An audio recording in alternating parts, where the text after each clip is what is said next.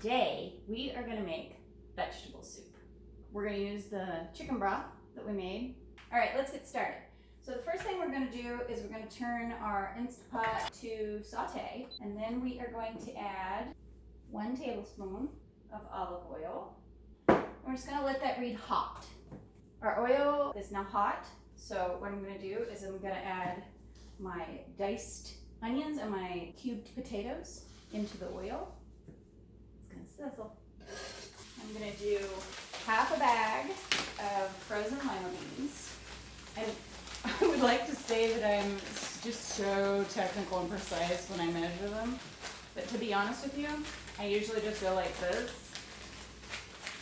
Yeah, that's half. And same with corn. We just stir that up and set a timer for 5 to 7 minutes. I typically do 5. Look at that yummy goodness.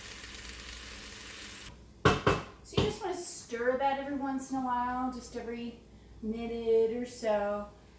It does have a tendency to kind of stick to the bottom, but that's okay. You just scrape that off and you mix it up in. It's real good. When you get to your last minute of cooking, you're going to add 2 teaspoons kosher salt. I don't have a real precise measurement on my pepper. I just teaspoon. You mix that in. All right, when your timer goes off, you're going to turn the saute off. You're going to stir in your garlic. This is 2 cloves of minced garlic. And then you add everything else. So I usually do my tomatoes, my beans, whatever bean type I happen to be using. Tonight I'm using black beans. I really like kidney beans with it. We add half a bag, again, with my extremely precise measurement, of peas, cut green beans, some Italian seasoning, and by some I mean 1 teaspoon. 2 bay leaves, stir that all up, and then I add mozzarella pearls. These are amazing. Little droplets of deliciousness in your soup.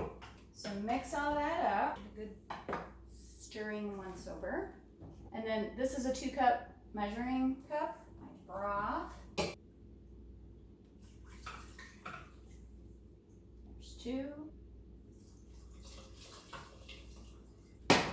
4. And if you kind of look at it, if it doesn't look hearty enough for what you're after, you could just add some more veggies. If there's anything, or if there's anything that your family likes that I don't have here, you can add that. It's a very versatile recipe. It's very forgiving. I'm just adding a little bit more of each. Give it a stir. All right, put your lid on, turn it to lock. Make sure your little dingus hair is set to ceiling. Again, catastrophic consequences. I'm just kidding. You just won't have soup.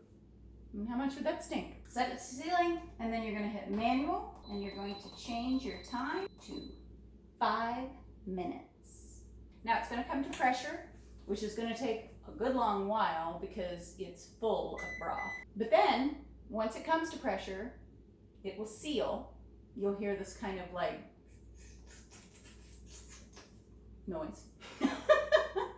And then it'll be sealed. And then next thing you know, it'll start counting down. And it's 5 minutes before you know it. Now, after it's done, it has to naturally release. And that takes like maybe 10 minutes. So you're all set after that. What I like to do while this is cooking is I whip up a batch of gluten-free biscuits to go with. You don't have to do gluten-free. You can do regular biscuits if you want. In fact, if you can eat bread, I highly recommend you do so at every opportunity. That's how I make my vegetable soup in the Instapot. Give it a try. Give it a thumbs up. And don't forget to hit subscribe.